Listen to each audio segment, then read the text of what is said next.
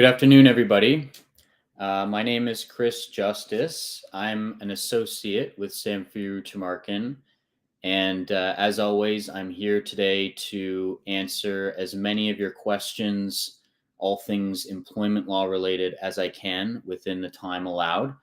So please do get your questions in, and I will do everything I can to, as I say, answer as many as possible. As I normally do in these sessions, I like to start off with a couple more topical pieces from the news, dealing with some employment law issues that may be common across the province or even across the country for that matter. And today I wanted to start by talking just a little bit about temporary layoffs. I know I've definitely spoken about this many times before. And it seems like at the moment, there are a number of companies within the country who are implementing a number of layoffs. Places like Netflix, Tesla, there's a lot of startup companies who are conducting some mass layoffs. And so I thought it'd be a good opportunity to talk about layoffs and what they essentially mean and what their, or rather what your options are if you're someone who's being placed on a temporary layoff. Because this was something that we saw a lot going back to the onset of the pandemic. A lot of people, due to the pandemic, were being told that they were going to be laid off. There was not a clear time or day that they would be coming back, but that the company was, or told the employee rather, that they were looking to call them back ASAP. And so if, for example, you're one of these employees more recently that might have been subjected to a layoff, whether you work for Netflix or any of these startups, you first need to know that the employer will generally need your consent to lay you off. Even if the layoff is for business-related reasons, even if the layoff is seemingly done in good faith, you still, as an employee, generally have an option as to whether or not you want to accept the layoff or not. Because if you're an employee and you do not consent to your employer laying you off, then there may be a good chance that that is considered at law to be a termination. And you may then have the opportunity to go after or pursue your employer for severance, just as though you were terminated on a without cause basis. Now, so you definitely need to understand that before, of course, signing anything that would say you agree to the layoff, or really before having any in-depth conversations with your employer about whether you want to agree to the layoff or not. It would benefit you to contact a lawyer and get some advice so that you know what to say and what steps to take to preserve your rights potentially later on into the future. Now, there may be other situations where a layoff could be permitted. For example, if you're somebody in the construction industry or in an industry where the nature of the work is seasonal and layoffs happen year after year after year, then you might be in a bit different of a situation and you may not necessarily be able to claim that you've been terminated. Another example would be if you sign a contract when you start with a company. There could be a section in the contract that talks about the company's ability to lay you off. And depending on how that contract is worded, that could actually give your employer the ability to do that in the future. So one of the first things you always look at to begin with is the contract that you might have signed and whether or not that says anything about layoffs. Or secondary to that, whether you're in an industry that would typically be one where layoffs happen on a regular basis.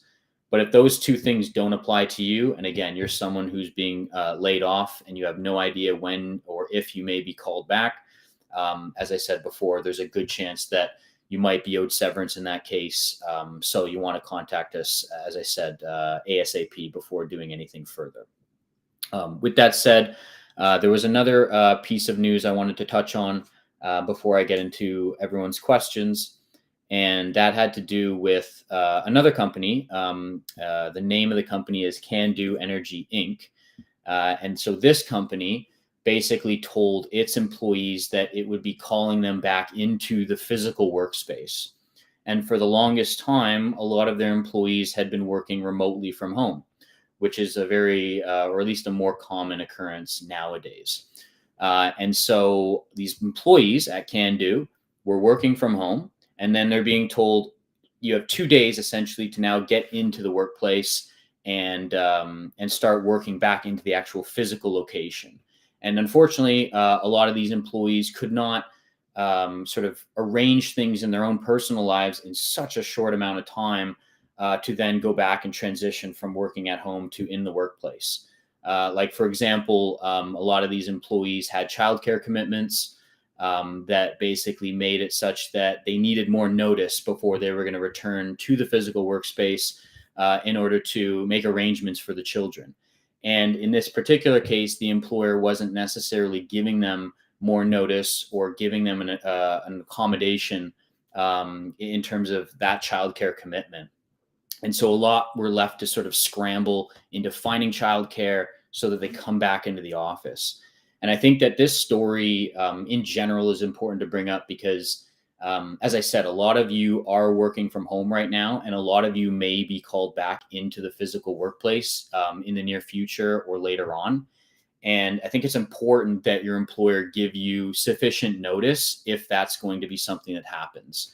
And if you're somebody who has commitments, let's say related to childcare, or maybe you have a medical condition where you need to be away from the office for a period of time and you need more time or you need more notice, then generally speaking, your employer should be accommodating you as long as it's not causing a huge interruption in their business. So it could be inconvenient for them to give you more notice or more time, but that doesn't necessarily justify them just telling you, sorry, but we're not going to do that and you need to come in.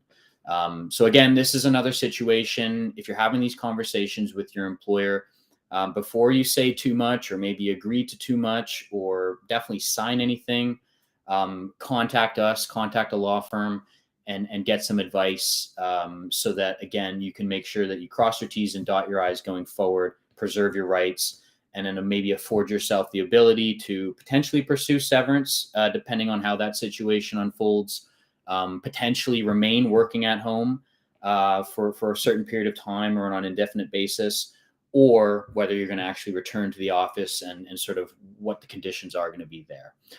So that's another situation I think we might see a lot more in the coming days or weeks or months, and it's something you definitely want to get advice on before doing anything first. But having said that, I may get into some other stories, but I want to answer some of the questions that have been posed. So I'm just going to go through them. The first question is from Keith Smith, and Keith is asking this through YouTube. And Keith is asking whether or not you can recover legal fees in a wrongful termination case. And then Keith is also mentioning going to arbitration and whether the case can settle in arbitration. So Keith, first of all, when you use the word arbitration, immediately in my mind, I'm thinking there might be, this might be a unionized matter. And so for what it's worth, I specialize myself in non-unionized work. And I know that if we're talking about employees who are in the non-union sector, who pursue a wrongful dismissal case, then yes, you absolutely can recover legal fees. And actually, often is it the case that you do recover legal fees.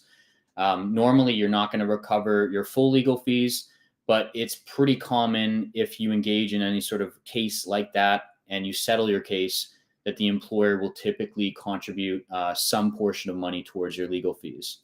The more you fight your case, or if you go to trial, for example, and your legal fees are a greater number, then usually it's the case that that contribution from the employer will be greater than if you're able to settle your case at a very, very much earlier stage. But yes, that's the answer to that question, Keith, at least as far as non-unionized matters are concerned. I would say that if you're in a union, excuse me, and you have any questions about the grievance process, arbitration, or what money is recoverable, whether it's severance or legal fees or whatnot, then that's something you'll want to discuss with your union. You may actually have to also refer to your collective bargaining agreement, which could also have some information regarding the process and what's possible. But I'm assuming, Kevin, that, yeah, if it's arbitration, it could be not unionized, but if not, then the answer to your question is yes. So that's definitely something you should pursue. And that goes for anyone involved in a wrongful dismissal case. you want to make sure that, of course, you can get the employer to recover or recoup as many of your legal fees as possible. I'm going to another question from Videoland on YouTube, stating that we don't represent union members, which is largely true. But can we discuss the recent Stellantis arbitration ruling? And Videoland, unfortunately for today's purposes, I can't. But if you want to contact me privately, or you want to get in touch with us to discuss any ruling, we can certainly give you advice and set up a consultation and go from there. If that's something that we can help out with.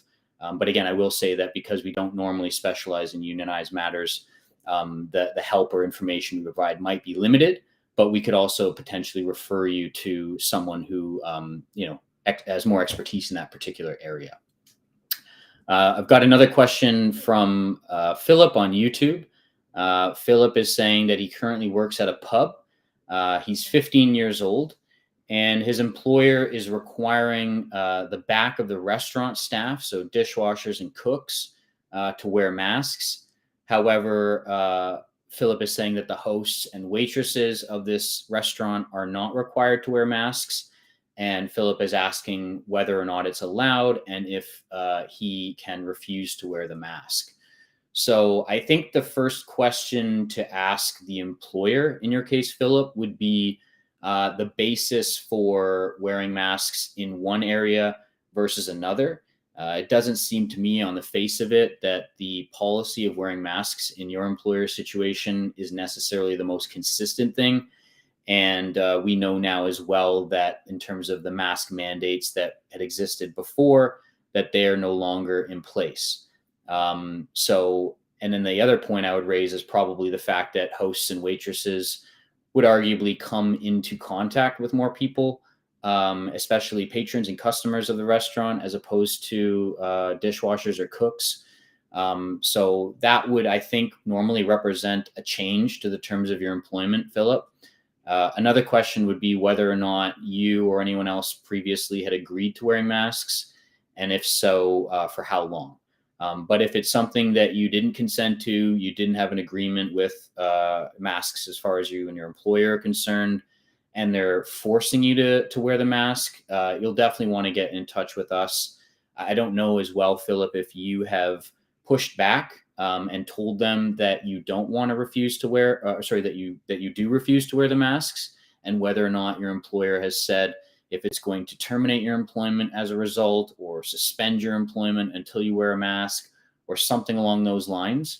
But if you have refused to wear a mask and your employer is telling you what the consequences are or what may happen if you choose to continue to not wear a mask, then I think that also can be something very important. Because if your employer is going to terminate your employment or suspend your pay for some reason relating to you not wearing a mask in that case, then I think at the very least, you probably have a good argument to say that the employer should pay you out a fair and reasonable amount of severance if it's going to do that.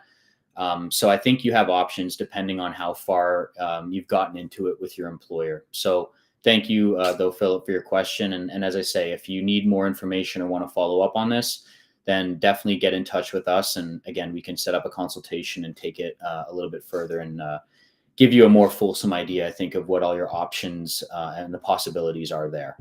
And then depending on how long you've been there, how much you're making there, etc., that could also factor into what kind of compensation your employer may be on the hook to pay you, if in fact they're going to take some sort of action for you against or for not wearing the mask, I guess. So thank you, though, for your question, Philip. Going on further, I've got a question in from Noah on Facebook. Noah has mentioned that he works for a tech company, that he signed a non-competition and non-solicitation clause in January of 2020, and that basically these clauses say that he cannot provide similar services to the ones that he's giving with his current company. So basically, you can't compete with us with a similar service or a similar product. And Noah's mentioning also that this applies globally. So this is something that has come up, or at least not nowadays, but definitely before, and certainly in 2020, it wouldn't have been uncommon to see a clause like that. Non-competition clauses, for what it's worth, as of now, have effectively been banned, which I think is a telling sign that the courts and this province, at least Ontario, considers those clauses to be quite impactful, of course, because they prevent you from potentially obtaining work after a company lets you go, and therefore prevent you from potentially making a living. And that's part of the reason why courts in general don't like these clauses. And the more broad and the wider of a scope that the clause has, the less likely it's going to be enforced as well. So Noah, in your case, you mentioned that the clause applies globally.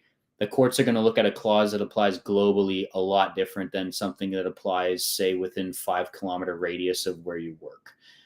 So I think geographic scope is a huge factor, and a global geographic scope is pretty much, well, it is as big as it gets. So that there's a good chance, just based on that factor alone, the clause itself could be deemed unreasonable, even if you signed the contract.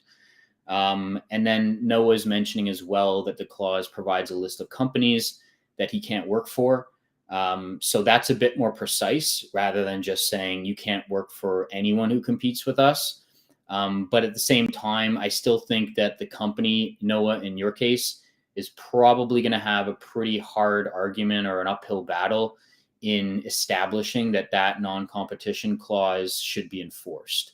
I can't necessarily guarantee what will happen if you do end up providing similar services and they find out, but it will generally be on the company to prove that that clause is reasonable and sufficient. And so things like geographic scope can affect things. In terms of what jobs they prevent you from doing, that can be another way that these clauses are more limited in scope. So, for example, I might see a non-competition clause that says you can't work for any of our competitors globally for, let's say, 2 years, but that's all it says. So you could technically be a janitor for a competitor. Like, it doesn't really define the position. Like, you can't work for a competitor in the role of sales, for example. That might be a bit more precise. So I think, Noah, they're going to have a hard time. This may also be a situation where you want to get in touch with us, because I think it's important to review the contract, as you see down there below. And there could be a number of other factors that come into play as far as whether or not that clause or that contract is upheld. So generally, that's the first starting point. Look at the contract. But based on the information you've provided, I think the employer would have a pretty hard argument to enforce the clause, even though there are specific companies that have been listed according to what you're saying. I'm just continuing on Noah's question. So Noah's also looking to sign an offer at a new company that acquired one of the companies listed in the non-competition agreement. So that might make it more likely that if your current employer were to find out about this work arrangement, that they might come to you and say, look, you've breached this clause. So I think before also accepting or signing an offer at the new company, you'll definitely want to get in touch with us. And you may even, in fact, have a need for us to review the new contract or the new offer that you're talking about with respect to this other position. Because for all I know, that contract, or for all you know, that contract may also have language in it that could either affect you now or affect you at a later point in time. So I think this is definitely a situation, Noah, where maybe at least a couple contracts need to be reviewed. But generally speaking, at least the takeaway should be that the onus is on companies to establish that these clauses are reasonable, and that normally courts are very reluctant to enforce them for the reason that they do effectively prevent someone from earning a living, depending on how niche or specialized that person's skill set is. So I think, Noah, definitely get in touch with us, but hopefully that answers a little bit of your question. And thanks for sending it in, because I know that non-competition and non-solicitation clauses often find themselves in contracts. And even though nowadays there is a ban on those types of clauses, or at least the non-competition ones, it's still arguable what kind of effect this ban would have on from a retroactive standpoint. So for stuff that it was already existing. But hopefully that answers enough, and we can follow up at a later date on a consultation, perhaps. Just going through some more questions. I've got a question from Rocket on YouTube who's asking or saying that if you need to be on a parental leave or have family care obligations, can the employer ask for proof? Also, if you have a family emergency and you need to leave work, can your employer punish you? So, with respect to the second question, if you have a family emergency and you need to leave for work, I would like to think that most employers are not going to punish you, provided you offer some explanation, and also depending on what the emergency is exactly about or how much time you need to take off. But again, going back to what I was saying earlier about companies accommodating employees, generally speaking, they should be able to accommodate that, especially if it's a relatively low burden or very little impact, and it's related to something to your family. If your employer does punish you, or for that matter, anyone, for taking a brief leave of absence to deal with a family emergency, then I think that just opens up a can of worms for the employer. And not only could they be exposed to having to pay you severance as though you've basically been terminated, but potentially other damages as well. Now, with respect to your first question, Rocket, if you need to be on a parental leave or have family care obligations, can they ask for proof? Normally, I haven't seen it be the case where they've asked for proof. Sometimes they may ask for something, but I guess it just depends on how much information they want. I think in an ideal world, companies would love to gather as much info and get as much proof as possible and delve into maybe more personal details or intimate details that, as an employee, I don't think you're generally obligated to provide to them. And there could even be potential privacy related issues as well. So it just kind of depends on the specific context. But if your employer refuses to grant you parental leave, which is something that is essentially enshrined in legislation, um, without proof, then I think it also runs the risk of potentially being seen as having acted in bad faith. So again, Rocket, if there's a case where you've already said you need to take the leave or you have these obligations and your employer is telling you that it needs proof before it will allow you to do any of that, I think before you have any further communications with them at that point, you should get in touch with us so that we can, as I've said before today, just make sure that everything is sort of considered going forward. And so you don't necessarily say or do anything that could jeopardize your rights or entitlements at a later date. But thanks, Rocket, for getting that question in. I got another question from Michael on Facebook, who is saying that their employer in Ontario only pays for part of the statutory holiday because he had a sick day and 4 weeks prior to the stat day. And Michael's saying that he's full-time non-unionized.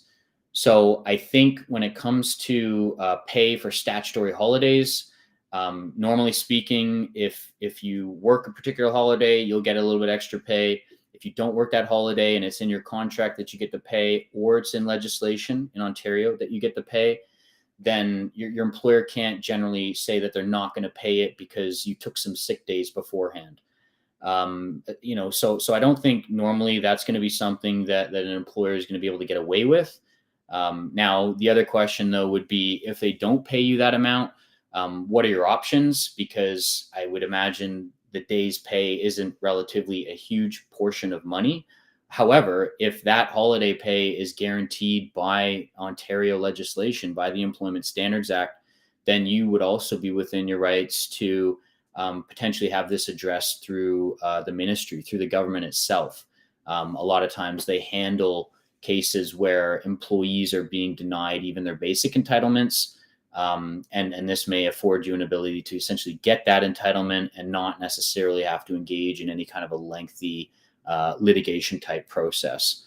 So I might start there if I were you, Michael, sort of explain the situation and see what they have to say. And if you have any further questions beyond that or need further help and maybe the ministry can help out, then definitely give us a call and I'd be happy to do what I can, or associate here will be happy to help you out as best possible. Going on further, I've got an email from Linda. Linda is saying that She has a scheduled meeting with her employer to discuss her performance, and she's asking whether or not she can record the meeting. So first of all, I would say it would be good if you could first ask your employer if they're fine with you recording the meeting. I don't think that should normally be an issue. I think it's helpful, or at the very least, that you take notes, because it's important.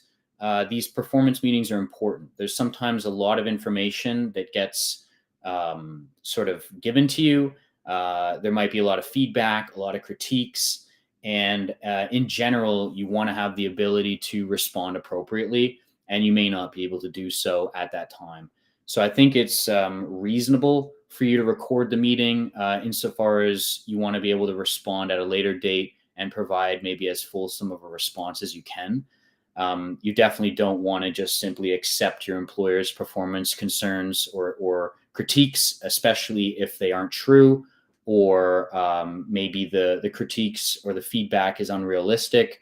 And for all I know, your employer might give you a letter, some kind of a warning, maybe start to create a record in terms of your performance. And so, especially if you disagree with that, you want to kind of object to certain things where appropriate, so that your employer later on won't be able to say that you've essentially agreed with them, you've condoned their actions, or you've accepted that as being something that you need to work on. So I would start by asking them, and if they're not willing to do it, I mean, at the very least, be able to take notes. I think that's only fair. If your employer won't let you do either one of those things, then I just don't think there's going to be the fairness there. There would seem to be an imbalance, and that might be something that you have to contact us to follow up with. But at the very least, and again, anyone in performance-related sort of situations where they feel like they might be set up to be let go later on or whatnot, you want to object. You want to put your objections in writing. You want to send an email, draft a letter, just something to respond to the performance review or the performance critique, so that you can potentially use that later on, as I say, if they try to rely on maybe those discussions they had with you or the critiques that they gave you at that time. But thank you, Linda, for your question. I think it's also one that's important and a lot of people have issues with. I've got another question in from Jay on Facebook. Jay is saying that recently one of his employers may have, during the pandemic, lost the last of 2 contracts that he worked under them. Jay's heard through another company that seems to have picked up that contract, and Jay hasn't heard from the original company that they've lost the contract and no severance offers. And he's asking, if he were to go for severance, how could that affect the possibility of working for one of their offices in another province at a later time? Or is there a way to mitigate risk later on? So just so I understand everything, or I'm gonna give you my, I guess, interpretation of what you're saying, Jay, and hopefully it's kind of what you're trying to express here. But if you're let go, and if you're let go from a company, and the company offers you severance, which is normally the case if you're being let go on a without cause basis, they're going to give you severance, obviously based on what they think is fair and appropriate. But a contract may come into play in terms of whether or not they think something is fair and appropriate. So, for example, you might have signed a contract that has a termination clause in it. And the contract says specifically that if we do ever terminate you or have to offer you severance, this is what we're going to give you. And that could actually have an effect. That could actually limit your severance entitlements. And so contracts in general are important, just for that reason, so that you can kind of get an understanding of what may be coming down the road in terms of what they're willing to offer. Now, on the other hand, Jay, I'm looking at your question again, and when you say your employer may have lost a contract that you worked under them, I don't know if also you might be referring to business that it had with another company that might have picked up a contract. So maybe essentially what you're saying, Jay, is that you were doing work, your employer has lost some of that work that you were doing, and another company picked up that work, which then might result in you being let go. But I think what I said earlier still stands, that either way, if you're let go, you first got to look at the contract, and then you got to look at other factors such as how long you were there in total, how old you are, what position you held with the company, and what the availability of other work similar to what you had is like out there in the market. And you'll see down below that we've got a severance pay calculator, which essentially lets people pop in those statistics: age, length of service, position, how much money you're making, etc. And it will generate sort of a rough idea of what your potential severance entitlements could be. So for anyone, whether it's Jay or anyone else, you definitely want to check that out, because that might open your eyes to what the potentials are, which a lot of people think that they might only get 1 or 2 weeks for every year they worked, when in fact they'll get a month or more for every year they worked. Now, just to kind of finish off, Jay, your question, you were asking how getting severance would affect the possibility of working for the company in another province at a later time. And so it's technically the case that you could be terminated from the company, or from one aspect of the company, and then later hired on again. And if so, that's completely possible. There's a good likelihood, of course, that you'll start fresh. They won't recognize any of your past service, and they may even have you subject to a probationary period. But you could technically start in one of their offices again. It's just that you won't necessarily be able to connect your previous time with the new start date. And so I guess it just depends if they want to offer you employment through another office or at another province at a later time. Normally, that's not the case, but it doesn't mean that it's unfathomable. And sorry, Jay, I just got a question in from Jay. He's saying they have offices in Ontario and Manitoba and maybe Quebec, and that he's been part-time on call from about 2009 onwards. So yeah, Jay, I mean, you've been working there for over 10 years. If you're let go, it seems like to me your severance entitlements would be quite significant. I know you're living in BC right now. We do have offices located in BC. So if you're let go from your employer in BC, you definitely want to get in touch with our BC office. And because there are some slight differences between BC and Ontario, but for the most part, in terms of severance and as far as those factors I mentioned, they're similar or the same. So definitely get in touch with our BC office if that's the case. And if you do subsequently join the business in some other aspect later on, before signing any contract, before any of that, definitely get in touch with us again, whether it's at that point in Ontario, Manitoba. Now, Quebec is a bit different because they've got a bit different law. But either way, you want to definitely have that reviewed going into the situation. Because I know a lot of people I talk to anyways will talk to me after they've been let go and after they've already signed a bunch of contracts. And I think that, excuse me, it's very beneficial to review contracts going in. Because the last thing on your mind is how much am I going to get paid severance wise? Usually people just focus on their pay and their vacation, their benefits, etc. And they just don't think what's later on down the road. And that can have a huge impact potentially on what they might get. So hopefully that answered your question as much as possible, Jay. I thank you for bringing it in, of course. If there's any other information, as I say, give us a call. We'll be happy to have another consultation. But that's my time for today, everyone. So again, I thank you very much. We've got another live session going on, as you see down below. So any questions, you want to get them in for Darren to answer. And as far as I'm concerned, I will be back as soon as possible. But as always, I thank everyone for their time, their questions, and I wish everyone a great rest of your day. Take care. All the best. Bye for now.